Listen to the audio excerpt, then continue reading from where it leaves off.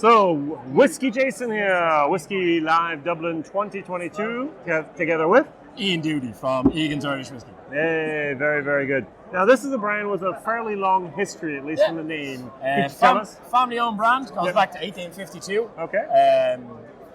Bottlers and bonders, very, very successful, based out of Tullamore in the British House Hotel, out of the heart of Ireland, as they call it.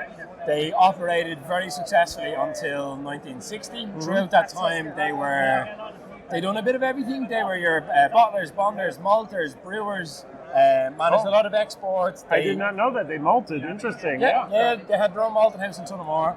And they were also instrumental in bringing the canals from Dublin down to Tullamore, which wasn't, nowadays doesn't seem like a huge feat, but the distance of 160 or 200 kilometres back in the 1800s is phenomenal.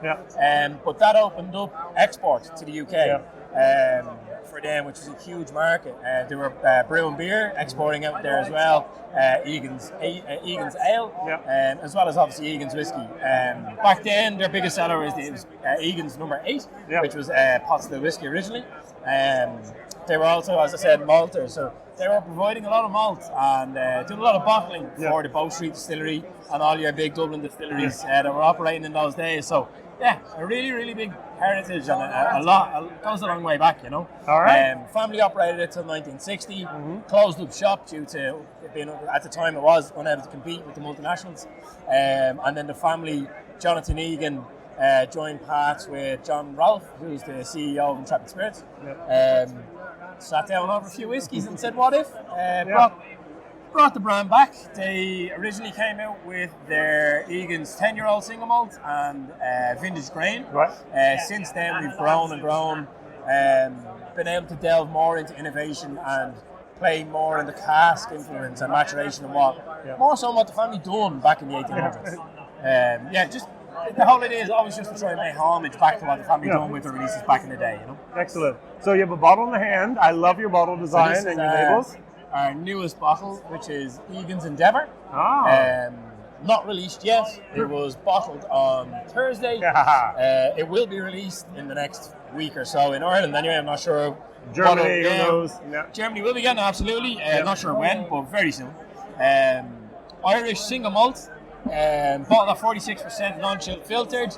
It is a marriage of different elements and casks. So virgin Irish oak. There's an Oloroso sherry cask, an imperial stout cask, and a peated malt, which has been matured in an ex-bourbon cask as well. The peated malt is very much so on the introductory side to peat, stepping stone into that world. A sweet, very soft peat. Yes. Very approachable. Just that stepping stone into the peat world, but extremely innovative. It took a long time. The family worked very hard on the cask selection, on the exact blend. There's a lot of work that went into it, so we're extremely happy. Whiskey Live has been phenomenal. Feedback is unreal. It's definitely the one product we're pouring the most of. So really excited. And the price point in Ireland? In Ireland, between 55 and 60 euros. Okay, so, very good. A lot of bang for your buck, a lot of whiskey for that price with everything that's involved in it. So. Now, I see a nice big box here. They always interest me. We have something called Conviction. So this Would you mind telling us? Egan's Conviction, a 10-year-old blend of grain and malt, fully matured in ex-bourbon barrels, and then the 2 casks of grain and malt we married together and finished in an XO cognac cask. So your XO just means that cognac cask has held cognac for more than 10 years. It's in that cask for about 10 months and then bottled at 46%, again non-chill filtered as well. Biggest thing about this one is we just won a couple of months ago World Whiskey Awards, World's Best Blended Whiskey, 12 years like younger. Wow. Biggest award we've ever won, and also biggest award we could win. Like that's massive. I have to say it. On top of that, we also won double gold for our presentation, which is on the packaging. I mean, the presentation and packaging alone is fantastic. You know, everybody across the board in the company, from liquid, from marketing, everybody doing a fantastic job on that whiskey. And it's going down the street. And the price point here? Retailing in Ireland at €90. Oh, wow! I would expect 100. Wow, good job. Super competitive price for what you're getting. So come gift season, I know what whiskey I'll be recommending anyway. I'm sure it will be. Now, anything else in the pipeline you can mention? You mentioned very new products that have just reached the market. There's a lot of new things coming. Will you buy it? Will you build your own distillery? I hope not. Exactly. No. We're bottlers and bondlers through and through. Yep. That's what I like, is you know what you are. And we're very transparent on it too. Like the family never had one. No. We don't want one. Right. They done everything else. Yeah. There are malters, brewers, they done everything. They import, export. They were importing rum, they were importing wine, importing tobacco. If they wanted a distillery back in the 1800s, they'd have got one. Yes. Or built one. So no, it's not in our plans. I can't say it will never, ever happen. Never say never, but it's not in the plans. We don't see the need. Like the benefit of being a bottler and bonder is being able to turn around and see a gap in the market, work with a customer, work with a market, and say, okay, Germany, they love sherry casks, let's just say, for example. Let's source some casks, let's source some samples, let's work on something. We can turn something around really quick. You're not waiting 6 to 10 years for your distillation, your new make to become whiskey to finish. So there's a lot of benefits to it. Yeah, true. Very, very good. So what other markets are you in? Germany, UK, all America? Across Europe, UK, America is huge. We're just...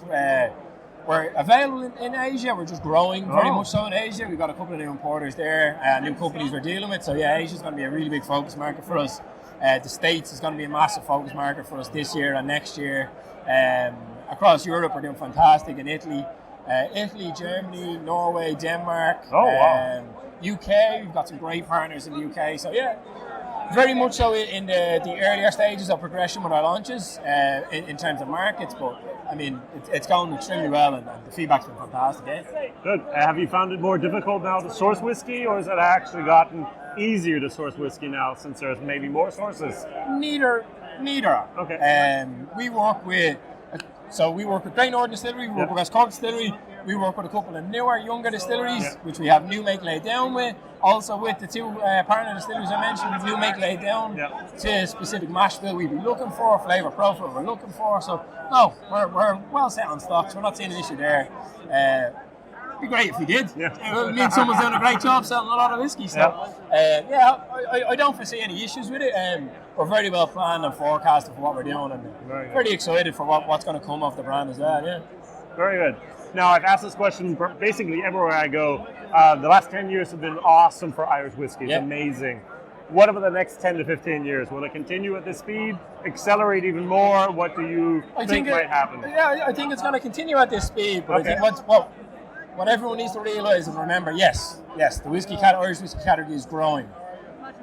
There's the 4 or 5% that ourselves and smaller brands and craft distilleries and smaller bottlers and bonders are in. That's the piece we need to grow. Yeah. That's it. That's the way I'm looking at it. And it is. Look around you. Look at the atmosphere here today. Look at the brands here today. The excitement about new brands and smaller guys. That's the way I look at it and talk about it. That's huge. That's the big part. That's what's going to grow in this industry and in this category. So that's what I'm really excited about. Yeah, I'm happy to hear that. Look out for small guys. Yes. We're coming, I have to use. Very, very good. Yeah, that's it. Thank you very much for your time, and good luck in the future. Thank you. All the best. Cheers. Thanks very much.